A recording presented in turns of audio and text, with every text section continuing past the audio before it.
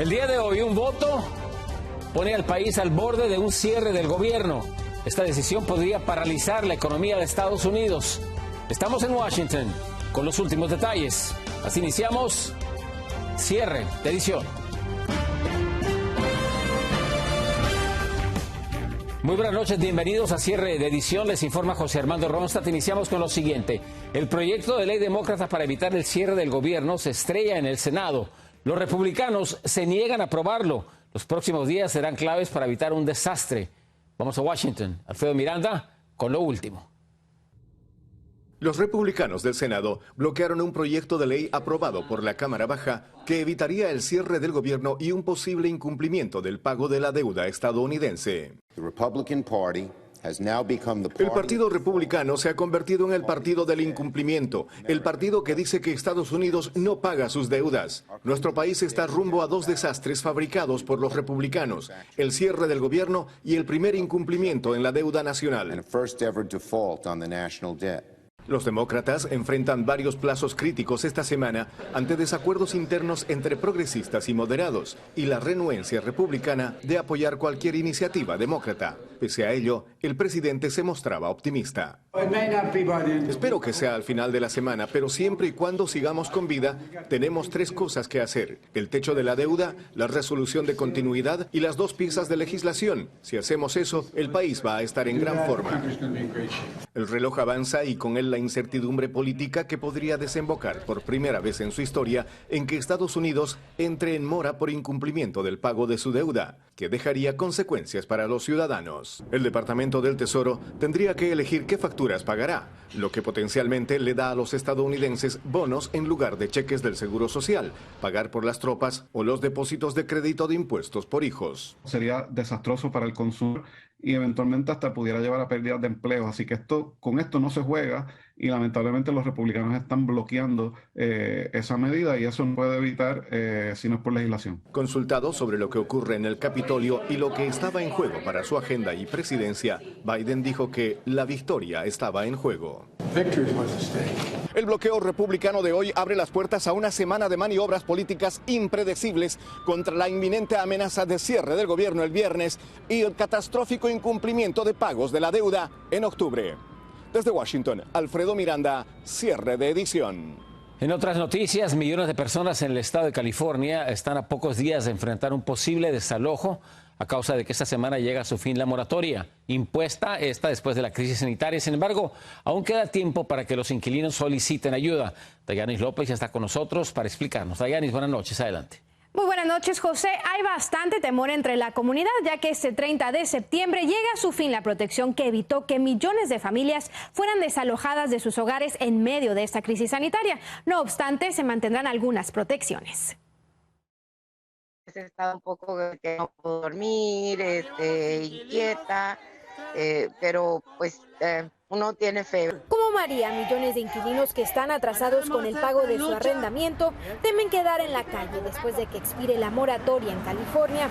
Aún así, la abogada Juliana Romeu asegura que continuará la asistencia monetaria para todos aquellos afectados económicamente por la pandemia, incluso para los indocumentados. El programa de asistencia para el pago de la renta y los servicios públicos no termina el 30 de septiembre. Continúa hasta que los fondos se gasten todos y hay cientos de millones de dólares disponibles. Por lo que Gustavo Velázquez exhorta a los inquilinos a solicitar los fondos lo antes posible por medio de la página web www.housing.ca.gov, donde la solicitud está en español. Es posible antes del viernes, pero si no lo pueden hacer antes del viernes, tienen todavía tiempo después del 1 de octubre para que lo hagan y para que se pague el 100% de esa deuda que tienen de servicios públicos y de renta. Se han incluido fondos para que hayan abogados que les puedan ayudar a que vean si es verdaderamente por una razón legítima o si es excusa para sacarlos. No obstante, quienes ya se les aprobó o están en espera de que se apruebe su asistencia monetaria también estarán protegidos de cualquier desalojo después de que termine la moratoria. A pagarle al propietario. A esas personas tienen que ir al portal de housingisky.com y bajar una carta en donde con su nombre comprueba que ellos ya están en el sistema. Con esa carta que ustedes tienen, se la pueden dar al propietario o pueden ir a la corte si... José, los fondos para evitar desalojos o una ejecución hipotecaria estará abierta hasta el próximo año o hasta que el dinero se acabe. Por eso es de suma importancia que la comunidad visite la página www.housing.ca.gov, así como buscar asistencia legal en organizaciones como Basta o ACE. Regreso contigo. Muy buena información, Dayanis. Gracias, muy buenas noches. Vamos a otras cosas. En el país más rico del mundo, cientos de miles de hogares carecen de agua o inodoro. Y no estamos hablando de zonas rurales, sino de las ciudades más caras del país. Según Pamplin Poverty Project, que realiza una encuesta anual, casi 500,000 de familias en este país viven en condiciones inhumanas. San Francisco y Portland son las más afectadas, a pesar de que son centros tecnológicos mundiales. A medianoche se vence el plazo para que los trabajadores de salud de Nueva York se vacunen. Se teme un éxodo de empleados de hospitales que podría hacer colapsar al sistema de salud. Desde la Gran Manzana, Ángela González con los detalles. Al menos 8.700 trabajadores del sector de la salud ya se han vacunado de último momento, justo antes de que se venza el plazo de la medianoche para cumplir con el requisito de inmunización y poder mantener sus trabajos. Esto bajo el mandato más agresivo contra el COVID-19 en toda la nación, que entró en vigencia este lunes en Nueva York, y requiere a los empleados de este sector presentar una prueba de haber recibido al menos una dosis contra el virus. Obviamente siempre hay personas que no quieren hacerlo por tener sus razones, pero de alguna manera pienso de que la ciudad está queriendo que esta la ciudad entre la normalidad de nuevo, y esa es una manera de proteger no solamente a las personas, sino que también a los vecinos, a todos los que están, a todos los de la ciudad. La gobernadora Kathy Hochul advirtió que enviará a miembros de la Guardia Nacional con formación médica para reemplazar a los desobedientes, que traerá profesionales de otros estados a través de una orden ejecutiva y que incluso tratará de agilizar visas de extranjeros expertos en el campo de la salud. Aquellos que pierdan su trabajo por negarse a la vacuna tampoco califican para beneficios de seguro de desempleo. Ella dice, yo también soy realista y sé que hay personas que no van a regresar a sus trabajos. Por eso es que los habíamos puesto en preaviso ya hace un tiempo atrás de que esto era un requisito, pero yo no voy a cambiar mi posición al respecto. Varios hospitales ya han puesto un plan de contingencia reduciendo su servicio, las cirugías selectivas, las horas de atención y transfiriendo equipos, anticipándose a la pérdida de empleados. Sin embargo, se esperan hasta cierres de centros médicos. Y este tiempo sí es muy estresante porque ellos van a tener que ver cuál otra manera de trabajar, de ganar dinero, si no pueden trabajar de enfermeras, enfermeros, no estoy segura qué van a hacer. Se calcula que cerca de 70,000 trabajadores de los 450,000 que componen el sector de la salud todavía faltan por inocularse. Desde Nueva York, Ángela González, Noticiero Cierre de Edición. Frente a las cámaras de televisión, el presidente de Estados Unidos, Joe Biden, recibió la vacuna de refuerzo en contra del COVID-19. Esto después de recibir la dosis de refuerzo, hizo un llamado a toda la nación. But let me be clear, boosters are important, but the most important thing we need to do is get more people vaccinated. Los Centros para el Control y la Prevención de Enfermedades respaldaron una dosis adicional de la vacuna Pfizer para personas mayores de 65 años, adultos con afecciones médicas y todos aquellos que laboren en entornos de alto riesgo. Y comienza una nueva carrera para fabricar una píldora de prevención en contra del COVID-19. A la competencia de las farmacéuticas se ha sumado Pfizer, quien aseguró este lunes que ha iniciado un gran estudio para probar su fármaco oral. Otras, como la estadounidense Merck y la suiza Roche Holding, se han apresurado a desarrollar una píldora fácil de administrar en contra del coronavirus. Mientras tanto, temen una nueva ola de compras de pánico y las tiendas ya se preparan para la embestida. Desde ahora ya están limitando las compras, especialmente de productos de limpieza y de baño. Vamos a Miami. Anthony Belchi nos tiene más detalles. Adquirir papel higiénico, agua y otros productos de limpieza ahora es más difícil. En Costco, la cadena de supermercados está limitando sus ventas. El aumento de contagios por la variante Delta ha provocado que muchos vayan a comprar a la carrera. Pero como que es el tipo de reacción que tiene la gente ante ese tipo de situaciones. Porque igual no entiendo la necesidad de papel cuando hay otras necesidades más importantes, pero pues... Una pesadilla que ya se vivió no hace mucho, al principio de la pandemia, cuando entró la locura por el papel y escaseaba en todas partes. Entré y vi que no había ninguna clase de papel higiénico, me asusté. Pregunté a un empleado de ahí y me dice... sold out. Algunos desconfían, dicen que estas prácticas son para crear más necesidad entre la población y también para subir los precios de los productos más básicos. Lo que valía 6 pesos vale 10 y hay un millón de cosas carísimas. Lo único que está baratico es el pollo, es lo único. La compañía lo niega y dice que eso se debe a las interrupciones en la cadena de suministros y a la falta de conductores. Ya se han alquilado miles de containers para agilizar el transporte, pero tanta restricción está afectando a muchos repartidores. Uno viene a cumplir un trabajo y no consigue los productos necesarios para los clientes y tiene que uno ir de regresar con las manos vacías. Por el momento solo Costco ha puesto este tipo de limitación, pero la medida podría llegar a otras cadenas de supermercados si se agrava la situación de la pandemia, sobre todo por los que aún no se quieren vacunar. Desde Miami, Florida, Anthony Belchi, cierre de edición. En otra información, hacen falta operadores de trenes en la Gran Manzana, en Nueva York. Es tanta la desesperación que los funcionarios del transporte público están ofreciendo a operadores jubilados hasta $35,000 para trabajar durante 3 meses. Debido a la pandemia, miles se retiraron antes de lo planeado, lo que ha provocado complicaciones en el metro de esa gran ciudad. Vamos a una pequeña pausa y seguimos con más información en Cierre Edición. El último intento del presidente Joe Biden por salvar el programa DACA y proteger a miles de soñadores.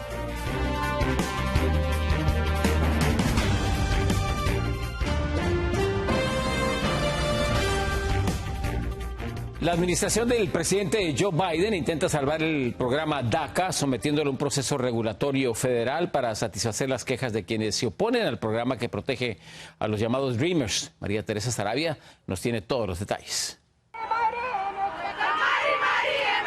La lucha por proteger a los Dreamers cuenta con un nuevo impulso gracias a una nueva reglamentación para mantener y fortalecer el programa de acción diferida para los llegados en la infancia. La administración Biden anunció que iniciaría el proceso para que el programa DACA se incluya en el registro federal. ¿Cómo lo va a hacer?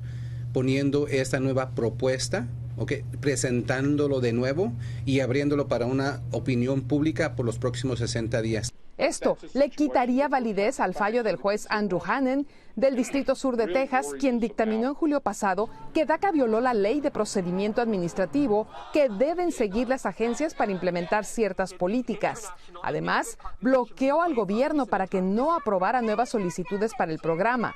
Antes de recibir un rechazo de las Cortes Federales, este presidente va a proteger el programa haciendo lo que las Cortes le dijeron para que así esos soñadores que están renovando permiso de trabajo lo puedan hacer. Tanto el presidente Biden como la vicepresidenta Harris pronunciaron su apoyo a este programa durante su campaña y prometieron apoyo completo.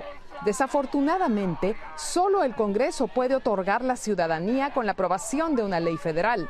Mientras tanto, la Casa Blanca busca soluciones temporales y los Dreamers continúan su campaña. Creo que es importante que tenemos que darnos cuenta que DACA no tiene que ser algo permanente, tiene que ser un paso para la ciudadanía. Tenemos que entender que tenemos que continuar presionando al gobierno. El anuncio favorece a más de 616,000 jóvenes amparados al DACA, la mayoría de los cuales son de México y quienes pueden renovar cada 2 años y obtener permisos de trabajo. María Teresa Sarabia, cierre de edición. Mire, de la noche a la mañana desaparecieron miles de migrantes haitianos en la frontera de El Río, en el estado de Texas.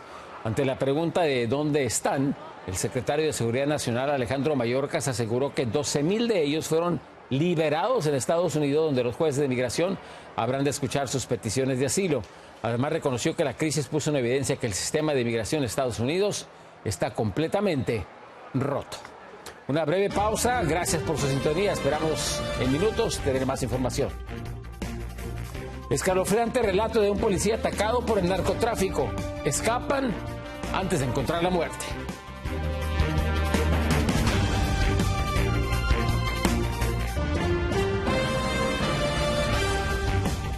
El año pasado fue uno de los más sangrientos en décadas en este país. El número de tiroteos y homicidios aumentó coincidiendo con la pandemia del coronavirus. Esto de acuerdo al último informe del FBI. Abel Álvarez nos habla de las cifras y las ciudades más afectadas. El informe anual del FBI confirmaría que la sociedad se volvió más violenta durante la pandemia. El balance federal demuestra que los homicidios han golpeado con fuerza a todo el país desde el 2020. La agencia asegura que hubo más de 21.500 asesinatos el año pasado, el mayor aumento en un año que la agencia ha registrado desde que comenzó a rastrear estos delitos en la década de 1960. Es decir, se cometieron aproximadamente 6.5 crímenes violentos por cada 100.000 habitantes. Los números comenzaron a escalar durante los meses de verano del año pasado y alcanzaron su punto máximo en junio y julio. Algunas de las razones podrían estar en que las ventas de armas de fuego se han disparado durante la pandemia del COVID-19, según Gun Violence Archive, una organización sin fines de lucro que rastrea la violencia relacionada con armas de los Estados Unidos y que reporta más de 43.000 asesinatos violentos. Además, según el informe, más ofensores y víctimas de crímenes violentos fueron personas entre 20 y 29 años de edad. Aunque los homicidios aumentaron en todo el país, las ciudades más peligrosas son la de Los Ángeles, Nueva York y Chicago, pero ninguna vio un registro mayor que Milwaukee, donde se contabilizaron 127 asesinatos hasta la primera quincena de septiembre de este 2021. Soy Abel Álvarez, cierre de edición. La DEA ha lanzado una alerta de seguridad pública. Están pidiendo mucho cuidado al comprar medicamentos recetados falsos en el mercado negro. Aseguran que contienen una dosis potencialmente letal de fentanilo.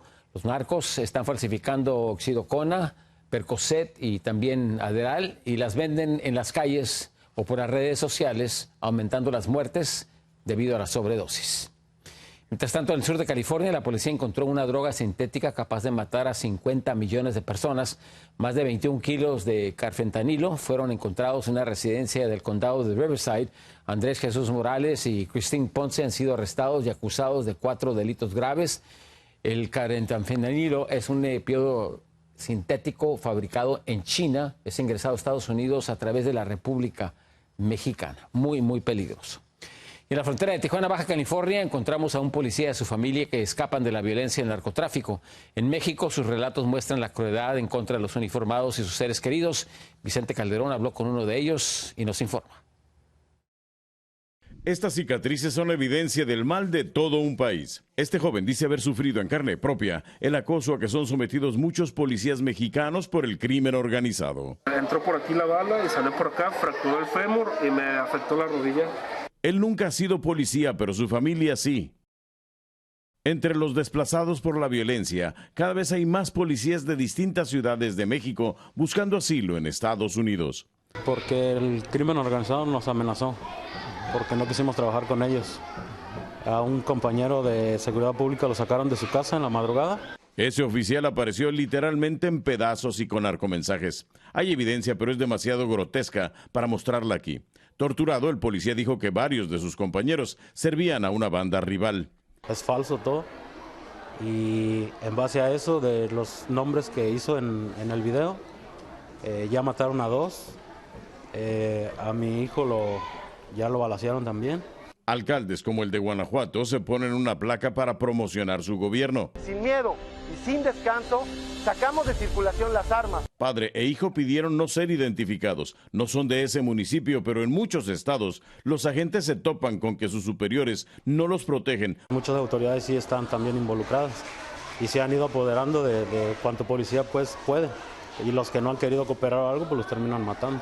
Igual que este oficial y su familia, encontramos en la frontera policías de otras ciudades mexicanas e incluso de naciones centroamericanas, esperando que Estados Unidos les dé la protección mediante el asilo. En Tijuana, Vicente Calderón, Noticiero Cierre de Edición. El narcotráfico mundial sufre uno de sus más duros golpes después de una investigación de 3 años y la participación de varios países, incluyendo Colombia, han desmantelado la más grande red de distribución de drogas en Europa, dirigida por el cártel de los Balcanes, que operaba en Alemania, en Croacia, Serbia y Eslovenia. 61 personas han sido arrestadas, se incautaron más de 4.000 kilos de cocaína. Una pequeña pausa y regresamos.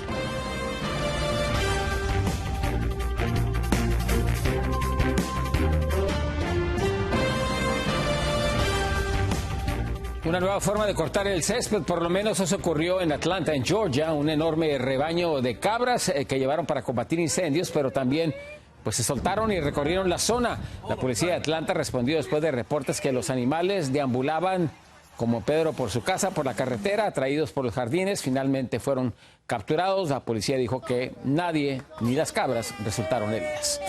Y nos despedimos con estas impresionantes imágenes y a la vez aterradoras para muchos, un espectáculo que se observó esta noche en el volcán de La Palma, en España.